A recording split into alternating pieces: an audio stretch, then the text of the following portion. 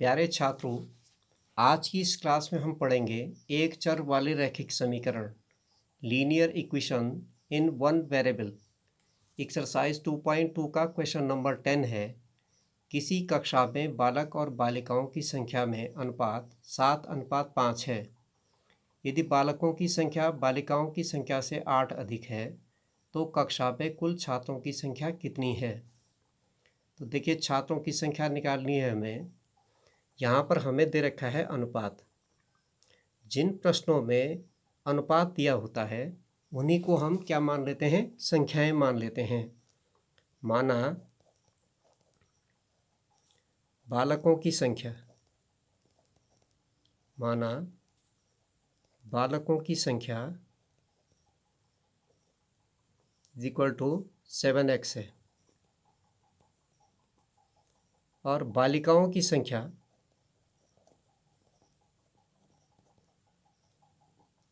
बालिकाओं की संख्या 5x, बालकों की 7x और बालिकाओं की संख्या कितनी है, 5x है। देखिए, बालकों की संख्या बालिकाओं की संख्या से 8 अधिक है। इसका मतलब इस बड़ी संख्या में से जब ये छोटी संख्या घटेगी तो तब हमें कुल छात्रों की संख्या पता चलेगी। अर्थात 7x minus 5x equal to 8। 7x में से 5x को घटा देंगे तो हमारे पास बचेगा 2x is equal to 8। 2x is equal to 8, तो 2x upon 2 is equal to 8 upon 2। देखिए, ऐसा क्यों किया हमने, मल्टीप्लाई में है तो डिवाइड कर दिया हमने। कितने से डिवाइड किया, 2 से। जब 2 से लेफ्ट साइड में हमने डिवाइड किया है तो राइट साइड में भी कितने से डिवाइड करेंगे, 2 से। देखिए, 2 से 2 कैंसिल, 2 4 जा कितना होता है, 8। तो हमारे पास x की जो वैल्यू है वो आ चुकी है। देखिए, हमारे पास में जो बालकों की संख्या होगी, बालकों की संख्या वो कितनी होगी, बालकों की संख्या हमारे पास में 7x। तो 7x का मतलब है 7 इंटू एक्स की वैल्यू 4 इक्वल टू 28। और जो बालिकाओं की संख्या है, बालिकाओं की संख्या ये है 5x। तो देखिए, 5 into 4, 5 into 4 is equal to 20। और दोनों को यदि ऐड कर देंगे तो टोटल संख्या निकल के आएगी हमारे पास छात्रों की, वो निकल के आएगी कुल छात्र संख्या 48। टोटल छात्र कितने निकल के आए, 48।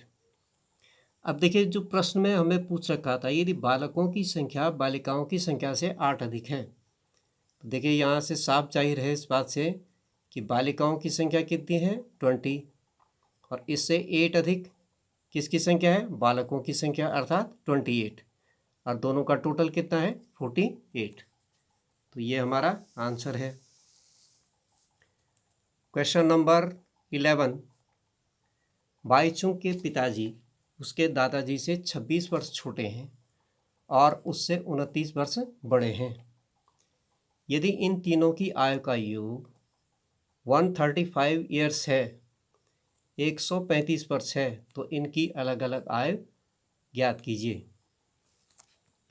तो देखिए, मान लेंगे हम, माना, देखिए हम अलग अलग नाम लिख लेते हैं। पहला नाम है बाईचुंग। 3 अलग अलग किरदार हैं इसमें, पुत्र, पिता और दादा। तो बाईचुंग, इसके पिताजी और दादाजी। माना बाईचुंग की जो एज है इसको हम क्या मान लेते हैं, x मान लेते हैं। तो पिताजी जो है इससे कितने वर्ष बड़े हैं, 26 वर्ष बड़े हैं।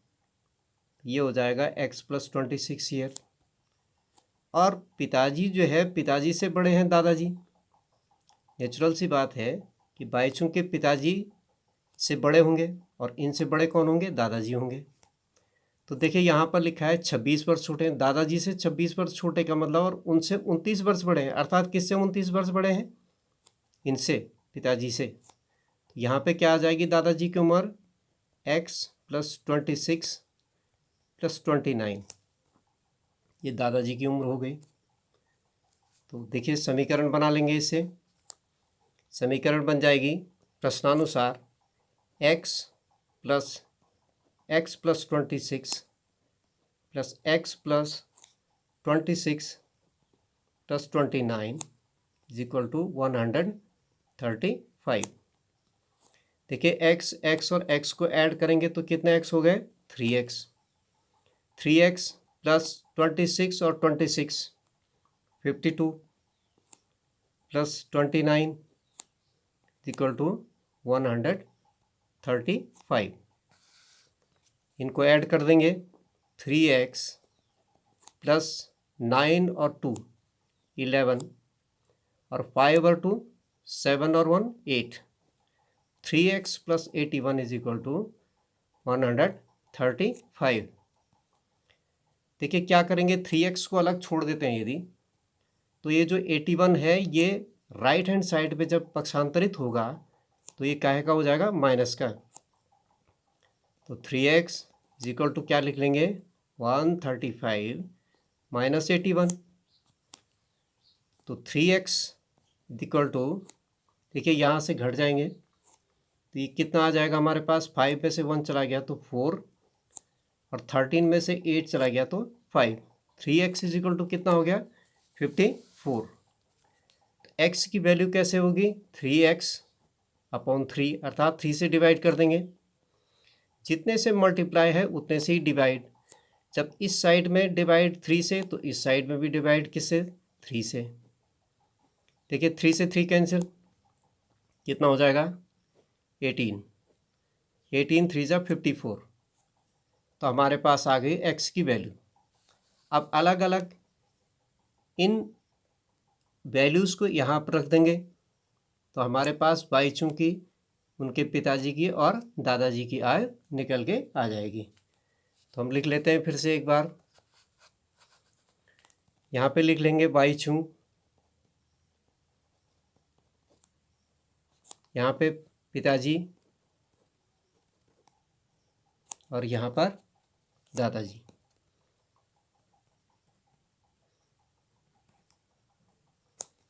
तो बाईचुंग की उम्र जो होगी वो कितने होगी, x = 18 ईयर्स, 18 वर्ष। पिताजी की उम्र जो है वो है x + 26। x + 26 का मतलब है 18 में 26 हुए ऐड कर देंगे तो ये हो जाएगी आपकी 8 और 6 होते हैं 4, 14 और 2 1 2 + 1 3 और 3 1 + 1 = 4, 44। और जो दादाजी की जो आय है वो हो जाएगी x + 26 + 29।